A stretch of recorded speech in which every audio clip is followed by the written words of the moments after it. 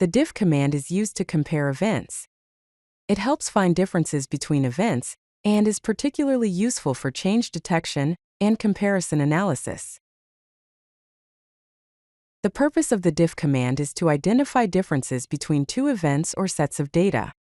It is useful for detecting changes over time or between versions and supports quick comparison analysis to spot anomalies. The basic syntax of the diff command involves specifying the command followed by two event sets or data inputs. The command compares these two to find differences and helps identify changes or discrepancies.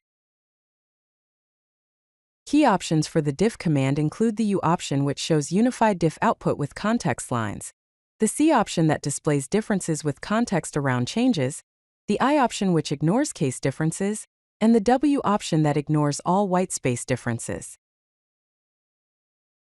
An example usage of the diff command is to compare two sets of event data named events1.log and events2.log, using the U option to show unified diff output.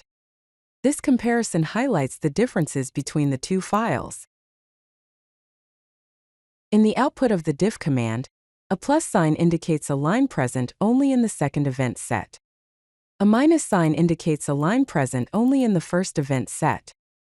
The @ symbol marks the lines around the difference for context. Context lines show unchanged data to make analysis easier.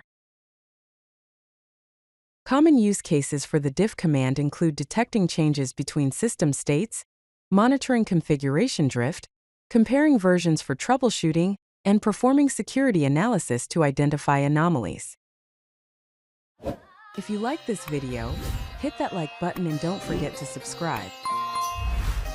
Visit CodeLucky.com for more such useful content.